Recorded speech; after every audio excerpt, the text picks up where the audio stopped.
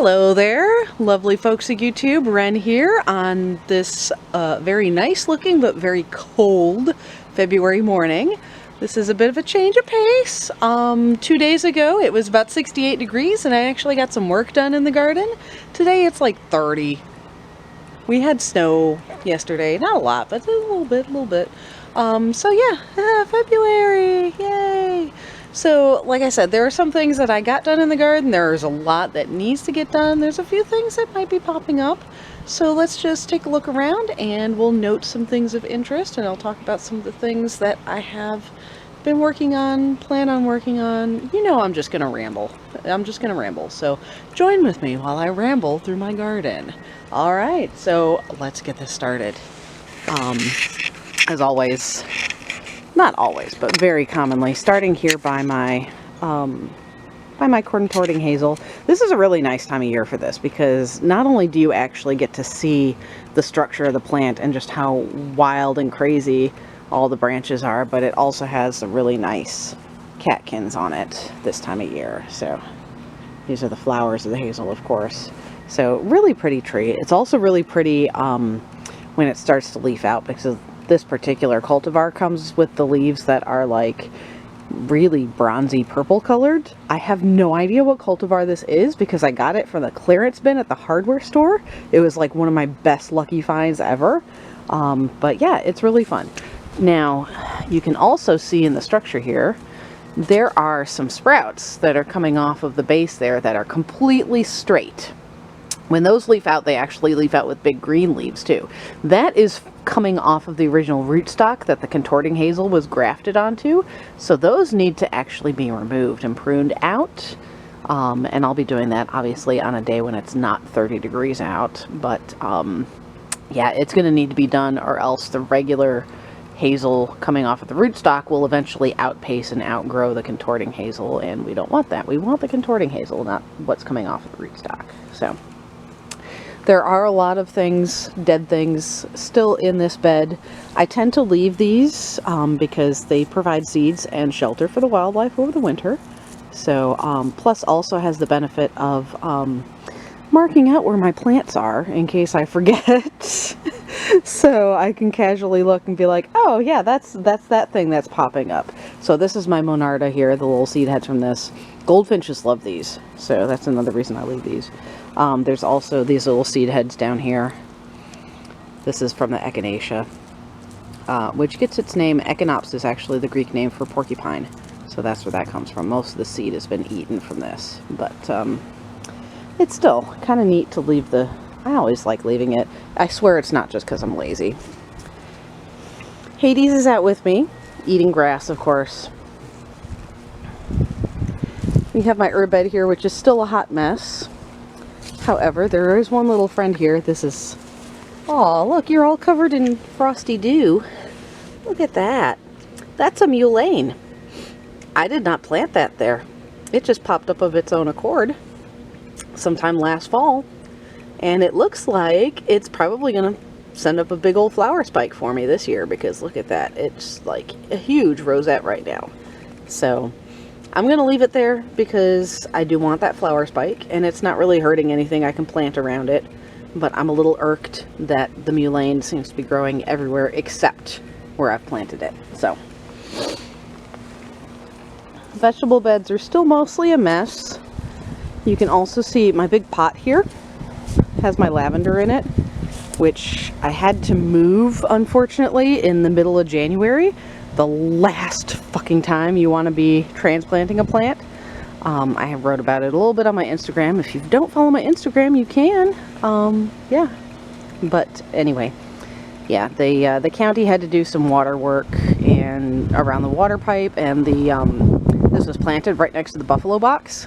So it had to go, and if I hadn't moved it, then they would have just torn it out and destroyed it. So better that I gamble with it and move it into this pot than just lose it altogether. So we're gonna hope it makes it through and I can put it back where it was originally. Seems like it's doing okay.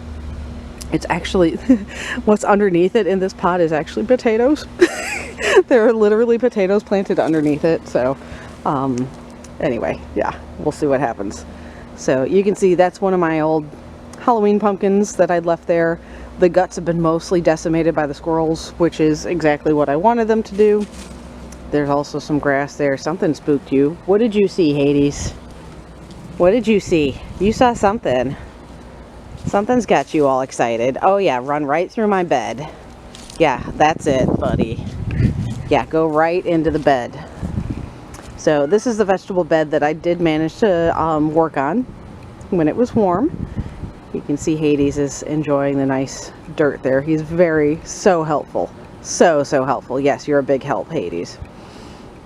So we have, and you can also see a little bit of the, that was our snow. There's our snow there. Really more ice pellets than anything. So scallions there are basically my perpetual scallions. I planted them 1 year and I have never moved them since. I just keep harvesting the tops and they just keep growing and growing and growing. There's also, oh, that's a parsley plant right there. So that's actually going to bolt this year because parsley is a biennial. But that's okay because it means I'll be getting parsley seeds. I did plant some new parsley seeds in this bed just in case I don't have any parsley that pops up from last year, just to hedge my bets. There's peas that have been planted along this trellis here. And then the rest of the bed is actually lettuce and bok choy. So we'll see what happens. This is going to be next to be cleared out right here. This is my asparagus bed, which is also slowly being overtaken by the ivy from my neighbor's yard that I'm very irked about. But my goodness, he's got some zoomies. Anyway, yeah, the asparagus is going to need to be cleared out before the new growth pops up so I can actually see and harvest the new growth when it pops up. We got some strawberries here. My youngest child did a really good job of actually weeding these while it was warm, so it is actually like 90% strawberries in there, which is exciting. And then of course you can see my apple trees. These are going to need to have a little bit more pruning in a little bit when it's warmer. I did start some of the pruning on this tree right here. You can actually see here on the ground are some of the water sprouts that I took off. There are some still remaining though. So water sprouts are basically like one of the things that plants will do sometimes when something is pruned. So this is a water sprout right here. You can see it actually has a different color bark from the rest of the tree. It's because it's new, fast growth. And it's growing at an angle that's very different from the other growth. So like this one right here is growing kind of at an outward curved angle, has lots of these little spiky spurs on it. These little spurs right here, this is where the flowers and the fruit will be born. This one doesn't really have any spurs. It just has these little like thorny protrusions here. This isn't actually going to flower and make any fruit for me. And if it does make any fruit, well, that fruit, because of the way the angle that this branch is at, it's actually just going to break the branch.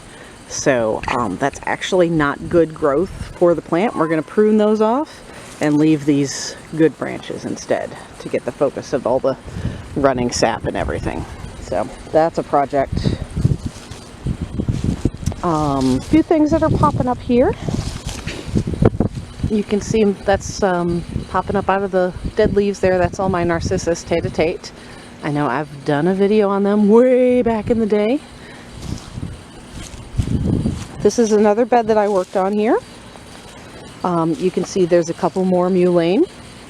These actually I'd moved here, so I don't know whether they'll continue to grow here or not, but I did move them here, hoping that they will grow there. We'll see.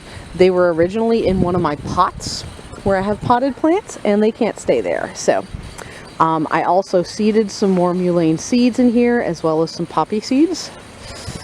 We'll see what happens. The rest of this bed, of course, still needs cleaning out. But there are some things, like I can see, oh, right in here, that's my betony. Still has some leaves on it there, so that's good. Oh my gosh, has he got the zoomies? You can't see it because he's off camera most of the time, but Hades is just running through my yard like crazy. So, some of the potted stuff here, rosemary is looking a little worse for wear, honestly. We'll see what happens with that. And I just This area is mostly needing to be cleaned, and I apologize when my heat pumps is running, so it's going to be a little noisy. You can see I had to, most of the burlap had fallen off of my gardenias, and I had to do my best to kind of rework it onto there before we have this cold snap, so that's where Hades is hanging out right now. He likes to hang out in there. I suspect that he might be the one who pulled down some of that burlap, but I can't prove it. What are you doing, buddy? Yeah, you got zoomies. Oh yeah. So, over here is one that I had to transplant just recently. That's a giant foxglove right there, which had originally been growing in the bed where I had planted my lettuce. I did not want to have foxglove growing amongst my lettuce. That would be bad. So it got moved over here with all the other baby foxglove plants. So hopefully that will send up a nice pretty flower spike for me. Alright, few things over here that are actually growing for the winter. Down here you can see some of the new flowers. Look at that!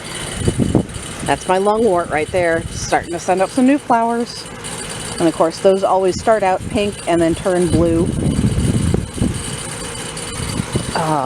Here's another one that is starting to flower, but not quite there yet.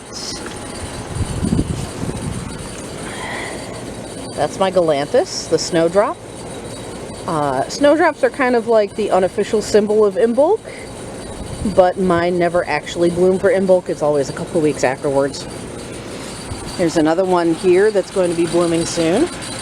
You can just barely right here see one of the little flowers. That's my hellebore. Alright. Oh, you are very noisy. Okay. Pond, is iced over a little bit, but not too badly. It's got a neat little pattern in the ice there. So I don't have to worry about breaking that up so much because the fish did not make it through. I would not be surprised if the frog is hiding somewhere down at the bottom, but they will be fine. And my video just cut off. Alright, we're back. So, here's one of my daffodils over here that's getting ready to grow up, and then I have hiding under the dead stuff under there. There is some still alive. That's my Gallia moderatum. Woodruff. Lots of vinca, of course, that's going to be starting to bloom soon. Not too much longer. And then, of course, this one right here. This is a Chainameles, which is a Japanese flowering quince. You can see that's starting to get some swelling in the buds there. I actually pruned a couple pieces off of that to bring that inside and see if I could force it and have some flowers early. And we'll see what happens. I have to prune it anyway. That thing spreads by runners, and I'm going to dig up some of the runners that are coming off of the sides there and move some of that into the front too, because yeah, I'm always all about the free plants. Let's look at this little bed last. So you can see here's my little rose. This is my new rose that I planted this year. It's the Ebb Tide, which is a Floribunda rose that's kind of like a purplish color. So I'm excited about that. You can see my rue has some leaves still on this side. It does typically hold some leaves through the winter, except of course on the side where it gets absolutely decimated by the black swallowtail caterpillars. So this side, the left side, got more spared by the caterpillars because my Budlesia, which is this bush that was sitting next to it, had kind of flopped over on top of it and was hiding it from the caterpillars, which is also why you can see there are some sticks there, and I'm kind of propping that up. So anyway, there's still a lot of cleaning up to be done. Lots of things that are going to be going in this fire pit right here, of course, as I pull them up and trim them down. Some of the things, though, like those withes, the big straight sticks that I pulled off of the apple tree, those are actually going to be used to make a fence for my, rework the fence as needed for my raspberries over here. As you can see, it's mostly covered over with grass right now because it needs to be trimmed down, but you can see how I use all the old sticks to make that fence. So anything that's just kind of soft or decaying is going to be pulled out of there. Vegetable beds, of course, are going to have to be cleared. I mean, everything's going to have to be cleared in some way, shape, or form. Some things are going to have to be moved. We might get a new shed this year. I don't know. We keep saying we're going to do it, and then we never actually do it because the actual thought of clearing out the shed is just too much effort. But we'll see. But yeah, that's it. That's February. Like I said, you know, there's a lot to be done still, but gotta wait until it's a little warmer to do it. But things are happening. Things are happening. It's just things are going to accelerate as the things warm up. So, but right now everything's kind of waiting, just like me. Anyway, that's all I have for you today. Hope this video finds you well, and I will see you again soon.